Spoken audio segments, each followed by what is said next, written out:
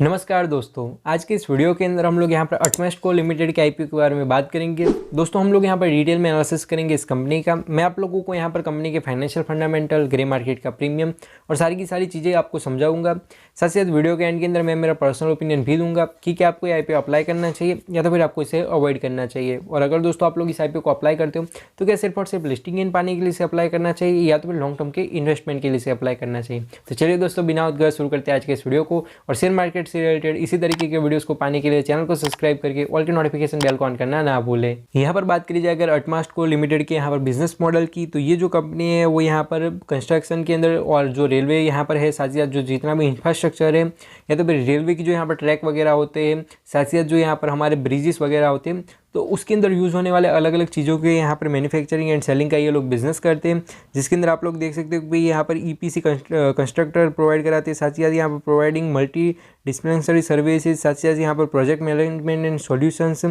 तो इस तरीके का ये कंपनी यहाँ पर बिजनेस करती है। साथ ही साथ इन लोगों के क्लाइंट लिस्ट के अंदर यहाँ पर काफ़ी सारे बड़े बड़े नाम आ जाते हैं, जैसे कि भाई यहाँ पर बेल है, जो सेल है, ये जो सरकारी कंपनी है, साथ ही साथ यहाँ पर अदानी पावर है। तो इस तरीके की ये जो कंपनियां हैं वो सारी की सारी कंपनियां इनके क्लाइंट लिस्ट के अंदर यहाँ पर आती है। अगर बात करी जाए यहाँ पर आईपीओ की इंपॉर्टेंट डेट्स और डिटेल की, तो यहाँ पर आईपीओ जो है 15 फरवरी के दिन को ओपन होने वाला है, वहीं 20 फरवरी के दिन को ये आईपीओ यहाँ पर क्लोज हो जाएगा। अगर हम लोग बात करें प्राइस बैंड की, तो 77 रुपीज़ पर शेयर का यहाँ पर प्राइस बैंड रहेगा। वहीं अगर मैं बात करूँ लॉट साइज की, तो 1600 शेयर्स का यहाँ पर एक लॉट रहेगा। वहीं अगर मैं बात करूँ टोटल इशू की, तो 56 करोड़ का टोटल इशू है और उसमें से फ्रेश इशू जो है वो यहाँ पर 42 करोड़ का है। बाकी का जो 14 करोड़ है वो यहाँ पर ऑफर फॉर सेल है। तो नो डाउट दोस्तों इस आईपीओ के अंदर यहाँ पर हमें ऑफर फॉर सेल देखने को मिल रहा है, लेकिन फ्रेश इशू जो है वो ज़्यादा है और जो कंपेरेटिवली जो ऑफर फॉर सेल है वो काफ़ी ज़्यादा कम है। तो ये चीज़ हमें अच्छी देखने को मिल रही है। अगर मैं बात करूँ कैटेगरी वाइज लॉट साइज की और इन्वेस्टमेंट अमाउंट की, तो रिटेल कैटेगरी के अंदर आप लोग सिर्फ और सिर्फ एक लॉट के लिए ही अप्लाई कर सकते हो, जहाँ पर जो आपकी इन्वेस्टमेंट है वो यहाँ पर 1,30,000 रुपीज़ की हो जाएगी। वहीं एचएनआई कैटेगरी के अंदर आपको मिनिमम 2 लॉट के लिए अप्लाई करना पड़ेगा, जहाँ पर जो आपकी इन्वेस्टमेंट है वो यहाँ पर 2,46,000 रुपीज़ के आसपास में हो जाएगी। अगर बात करी जाए प्रमोटर होल्डिंग के ट्रेंड की, तो इस आईपीओ से पहले कंपनी के प्रमोटर के पास में 97.39% स्टेक था, जो कि इस आईपीओ के बाद में घटकर यहाँ पर 68.43% हो जाएगा। लेकिन आईपीओ के बावजूद भी कंपनी के प्रमोटर के पास में मेजॉरिटी ऑफ स्टेक रहेगा, तो अच्छी चीज़ हमें देखने को मिल रही है। तो दोस्तों अब डिस्कशन कर लेते हैं सबसे ज़्यादा इंपॉर्टेंट चीज़ का, जो कि है कंपनी के फाइनेंशियल्स। अगर बात करी जाए एसेट की, 2021 के अंदर कंपनी के पास में यहाँ पर 120 करोड़ के एसेट्स थे, जो कि बढ़ते बढ़ते आज की तारीख के अंदर 240 करोड़ के हो गए हैं। तो पिछले 3 सालों के अंदर जो एसेट है वो ऑलमोस्ट डबल हो गए।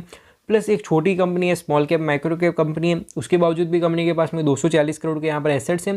तो एक अच्छी चीज़ हमें देखने को मिल रही है। वहीं अगर मैं बात करूँ रेवेन्यू की, तो ईयर ऑन ईयर रेवेन्यू के अंदर भी काफ़ी अच्छी ग्रोथ है।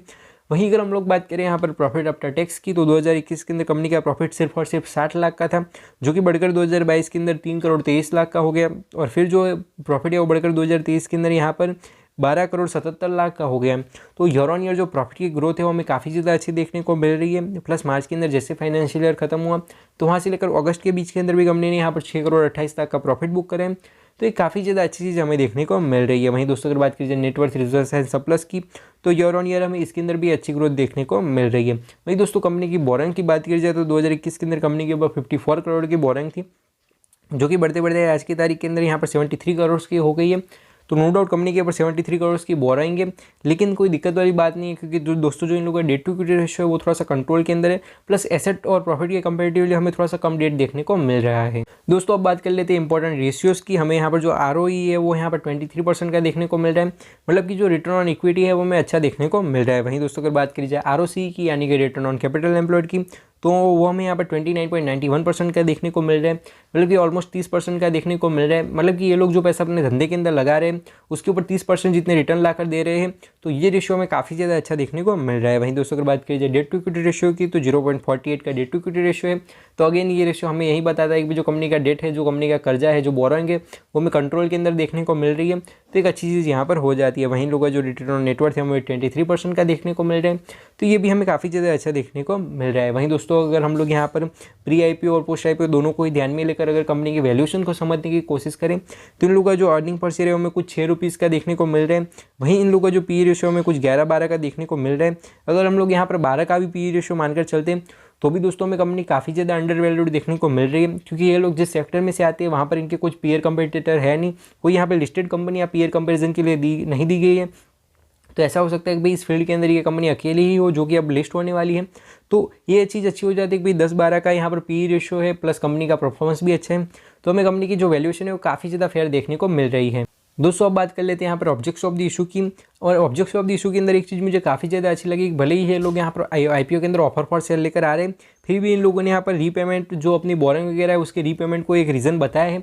तो अच्छी बात ये कि भी ये लोग अपने बिजनेस को लेकर सीरियस है, ये लोग जो पैसा रेज कर रहे हैं उसमें से अपनी जितनी भी डेट या बोरिंग वगैरह है उसमें से कुछ का ये लोग यहाँ पर रीपेमेंट करेंगे। साथ ही साथ वर्किंग कैपिटल रिक्वायरमेंट को अपना रीज़न बताया है, साथ ही साथ जनरल कॉर्पोरेट पर्पसेस को भी अपना रीज़न यहाँ पर बताया है। तो ओवरऑल आईपीओ के पीछे का रीज़न भी हमें फेयर देखने को मिल रहा है। अगर बात करी जाए जीएमपी की, तो आज की तारीख के अंदर कुछ 14 रुपीज़ का ग्रे मार्केट का प्रीमियम चल रहा है, जिसके चलते हमें यहाँ पर कुछ 18% के लिस्टिंग इन एक्सपेक्टेशन देखने को मिल रही है। और उसके चलते आज की तारीख के अंदर कुछ 22,400 रुपीज़ का प्रॉफिट यहाँ पर देखने को मिल रहा है रिटेल कैटेगरी के अंदर एक लॉट के ऊपर। तो अगर इस हिसाब से यहाँ पर लिस्टिंग होती है तो हमें इतना प्रॉफिट यहाँ पर देखने को मिल सकता है।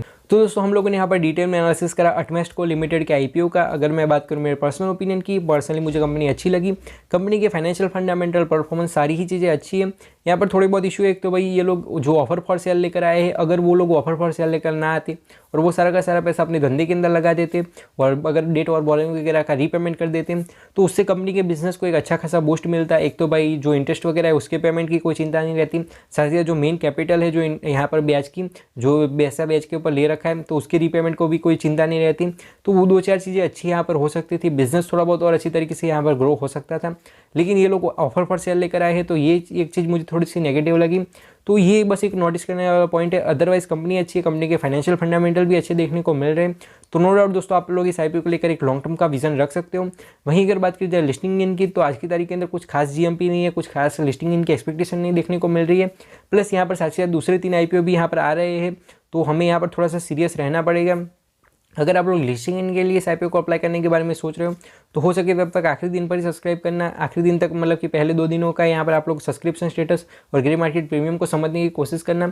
अगर अच्छे खासे लिस्टिंग इन की एक्सपेक्टेशन बन रही है तो ही इसे अप्लाई करने के बारे में सोचना। तो आई होप कि आपके सारे के सारे डाउट्स क्लियर हो गए होंगे। अगर आपको किसी भी शेयर से रिलेटेड या किसी भी आईपीओ से रिलेटेड कोई भी डाउट है तो आप लोग मुझे इंस्टाग्राम पर फॉलो करके मैसेज वहाँ पर कर सकते हो। मैं आपके सवाल का जवाब देने की पूरी कोशिश यहाँ पर करूँगा। तो मैं मिलता हूँ आपको ऐसे वीडियोज़ के साथ, के लिए बाय बाय, जय हिंद, वंदे मातरम।